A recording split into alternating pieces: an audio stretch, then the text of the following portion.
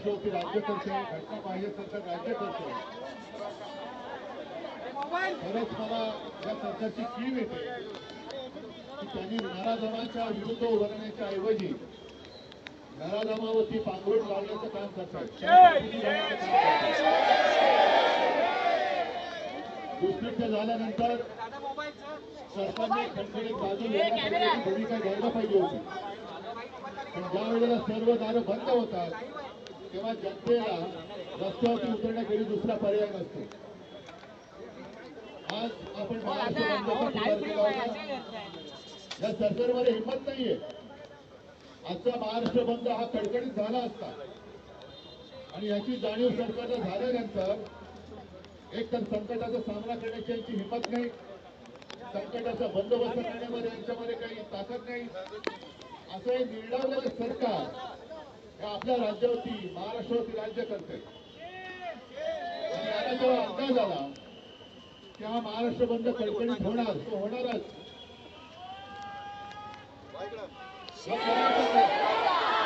त्यांनी त्यांचे चेले सपाटे कोर्टात पाठवले आणि कोर्टाकडनं आपल्या महाराष्ट्र बंदला अडथळा निर्माण केला गेला. मी काल संध्याकाळी पत्रकार परिषद घेतली आणि कोर्टाला मी धन्यवाद दिले. कारण आपल्याला जे वाटलं होतं आपली केस सर्वोच्च न्यायालयात 2 वर्ष 2.5 वर्ष तारीख पे तारीख सुरू आहे, न्याय कधी मिळेल असा आम्हाला एक विश्वास आहे, जरूर आहे. पण कोर्ट एवढ्या त्वरेने आणि तत्परतेने हलू शकतं हे काल कोर्टाने दाखवलं. याच्याबद्दल मी कोर्टाचं अभिनंदन करतो. म्हणजे कोर्ट जर का कोर्टाने ठरवलं तर कोर्ट तात्काळ निर्णय घेऊ शकतं. आज आपण इकडे सगळे जमल्यानंतर सरकारला कळलं असेल की जरी तुम्ही आमच्या बंदला बंदी केली असली तरी महाराष्ट्राच्या प्रत्येक हृदयामध्ये आणि प्रत्येक घरामध्ये या अत्याचाराविरुद्ध आणि तुमच्या नेत्यांच्या सरकारविरुद्ध एक मशाल धगधगते आहे.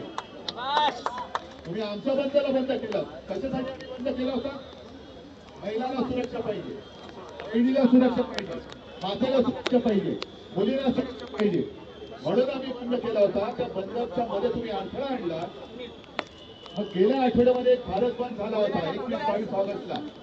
भारत बंद आपल्या राज्यामध्ये तो जाणवला नाही, पण इतर काही राज्यांमध्ये रेल्वे सुद्धा बंद झाल्या होत्या. तेव्हा हे सगळे याचिकाकर्ते कुठे गेले होते? का तेव्हा या बंदला विरोध केला गेला नव्हता? आणि या नराधमांना सुद्धा पाठीशी घालणारे याचिकाकर्ते किंवा आणखी कोणी असतील हे सुद्धा तेवढेच विकृत आहेत.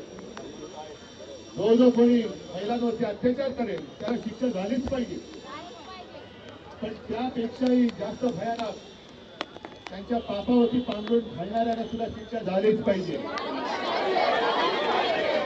ज्यांनी फक्त मराठा समाजाचा विषय असेल, एसटीचा विषय असेल, ही काही माणसं या राज्यकर्त्यांची सडा आवडती झालेली आहेत.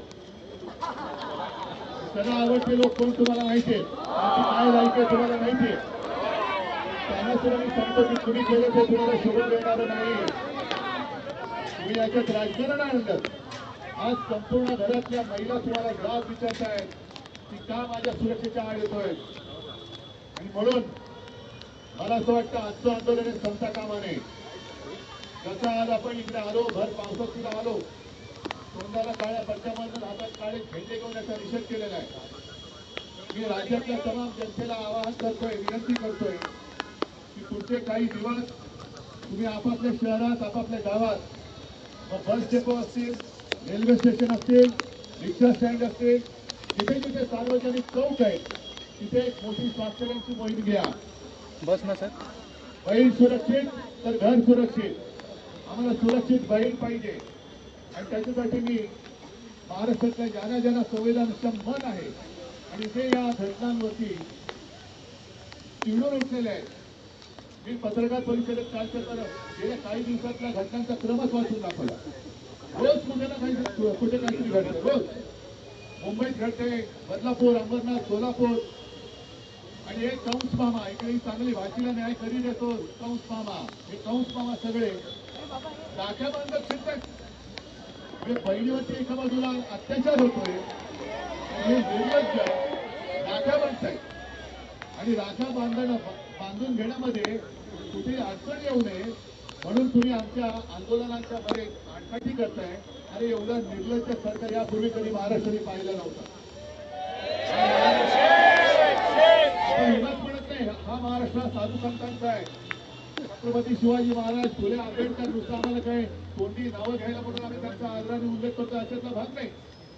पण हा संस्कारक्षम महाराष्ट्र आहे आणि या संस्कारक्षम महाराष्ट्रामध्ये हे विकृत सरकार, हा जो लढा आहे, हे जे आंदोलन आहे, हे विकृती विरुद्ध संस्कृती आहे. आणि याच्यामध्ये जे जे उतरत आहेत ते सगळे संस्कारित मन आणि संस्कारित सगळी माणसं आहेत. एका बाजूला विकृत नराधम, त्यांच्यावरती पांघरुण घालणारं विकृत सरकार आणि त्या नराधमांची बाजू मांडणारा सुद्धा विकृत ते सगळे याचिका करते, त्यांच्या विरुद्ध ही संस्कृती, असा हा लढा आहे. म्हणून मी सगळ्यांना विनंती करतोय की आजपासून आपापल्या गावात, मुख्य चौकात, सार्वजनिक ठिकाणी सुरक्षित बहीण सुरक्षित तर घर सुरक्षित याच्यासाठी सर्व नागरिकांना आपण व्यक्त होण्यासाठी स्वाक्षरी करण्याचं आवाहन करा. आणि जेवढ्या स्वाक्षऱ्या आपण गोळा करू त्या सगळ्या स्वाक्षऱ्या या एकत्र करून आपण माननीय उच्च न्यायालयाला पाठवणार आहोत. त्यांना सांगणार आम्ही बंद का करत होतो, तुम्ही आमचा बंद जरी केलात तरी सुद्धा आमचा आवाज तुम्ही बंद करू शकणार नाही. आमचा आवाज यापेक्षा मोठा होईल.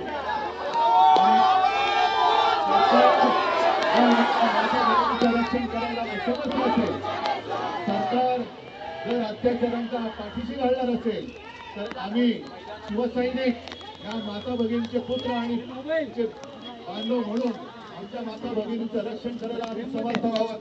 आमच्या राज्यामध्ये आमची भगिनी सुरक्षित राहिलीच पाहिजे, हा आमचा अट्टहास नव्हे, आमचा एक कायदा असेल. आणि म्हणूनच जो शक्ती कायदा आपण केला होता, राष्ट्रपतींकडे तो पाठवला गेलाय. राष्ट्रपती सुद्धा महिला आहेत, त्यांना सुद्धा मी जाहीर आवाहन करतोय की महामहिम राष्ट्रपतीजी, आपल्या दप्तरामध्ये, आपल्या कार्यालयात गेले 1-2 वर्ष माता भगिनींचं रक्षण करणारा शक्ती कायदा हा धुळखात पडलाय. आपण कृपा करावी, त्या कायद्यावरची धूळ झटकावी आणि या सरकारला सुद्धा थोडंसं झटकवा आणि तो कायदा लवकरात लवकर महाराष्ट्रामध्ये अंमलात आणा, अशी जाहीर विनंती मी आज राष्ट्रपतींना करतोय, इथल्या सरकारला करतोय. आपल्या सगळ्यांना धन्यवाद देतो.